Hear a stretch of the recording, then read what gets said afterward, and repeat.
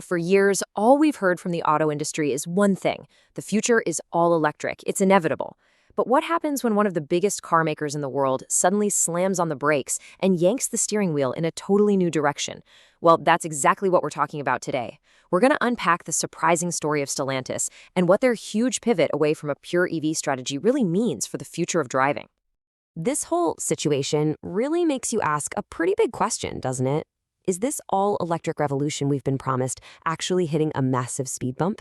It kind of seems like the road to an all-EV future has a few more potholes and detours than we were originally told.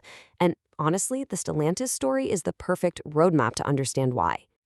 And wow, what a U-turn it is. I mean, just look at this. The original plan was super bold: a fully battery-powered Ram truck, a sleek, futuristic Chrysler Airflow EV.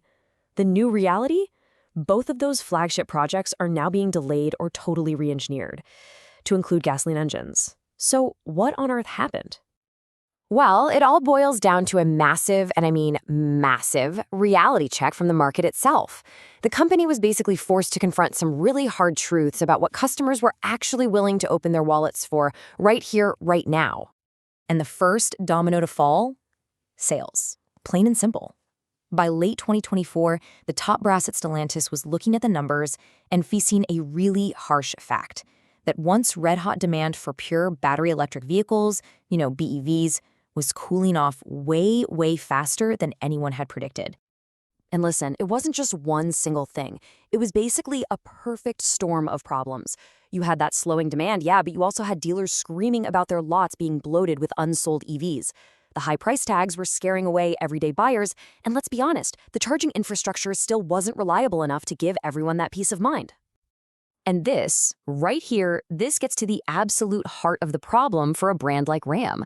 Their core customers, truck buyers, they just weren't ready to bet their business, their family vacations, their whole lifestyle on a battery. That fear of running out of juice while towing a heavy trailer across the country, that infamous range anxiety, it was a total deal breaker. So you've got this problem with customers, right? Well, that market reality check very quickly spiraled into a full-blown financial crisis. The cost of just sticking to the original all-electric plan became so painful that making a change wasn't just a good idea, it was absolutely necessary for survival. I mean, just look at that number: a staggering 70% drop in net profit in 2024. For a giant automaker that's trying to fund a multi-billion-dollar transition to new technology, a nosedive like that, well, that's not just a bad quarter. That is a 5-alarm fire that forces you to rethink your entire strategy from the ground up. Okay, so how does a company lose that much money that fast? Well, they were getting squeezed from every direction. On one side, they were spending a fortune retooling factories for EVs, but on the other side, sales of their most profitable gas-powered trucks were slowing down. Then you add in the huge losses from all those unsold EVs they had to slash prices on, and yeah, you've got a recipe for financial disaster. But, sometimes out of a crisis like this, a really clever idea emerges. Instead of trying to force an all-electric future that the market wasn't ready for, Stellantis decided to find a middle ground, a solution that tackled both customer fears and their own brutal financial reality. And the core of this new strategy is a technology called EREV, which stands for Extended Range Electric Vehicle. Now hold on, this is not your typical hybrid. With an EREV, the electric motors are always the things driving the wheels.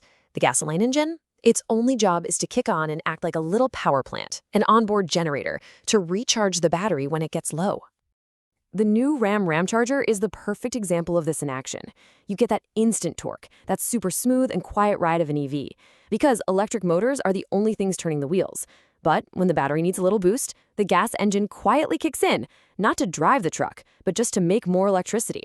It's basically the EV experience without any of the range anxiety. And the payoff for all this tech? Get this: a targeted total range of 690 miles. Yeah, you heard that right. That number is specifically designed to completely wipe out range anxiety. You can tow your boat or your trailer across multiple states and never, ever have to sweat about finding a charging station. And this wasn't just some wild guess they were taking. Stellantis had proof that this kind of approach could work because they already had a smash hit in their own lineup. Their Jeep 4EX models were this incredible bright spot, making Jeep the leader in the US plug-in hybrid market. Now, even though those are more traditional hybrids, their success proved customers were hungry for this middle ground approach, and it gave Stellantis the confidence to go all in on this more advanced EREV strategy. All right, so this huge pivot has led to a completely redrawn map for the future. And it's all built around one key idea: flexibility, the ability to react in real time to what people are actually buying. And this is where it gets really, really smart from a manufacturing standpoint. They're designing these new multi-energy platforms. What that means is a gas-powered truck, a hybrid truck, and an all-electric truck can all be built on the exact same assembly line. So if demand for hybrids suddenly spikes, no problem. They just build more hybrids. If the market flips and suddenly wants EVs again, they can pivot almost overnight. In a market this uncertain, that is a massive competitive advantage. And here's what that actually looks like in practice. The Ramcharger ERV, that's going to arrive first in early 2026. After that, a fully electric Chrysler crossover. But look closely. They haven't given up on pure EVs. The all-electric version of the Ram truck is still on the calendar for summer 2027.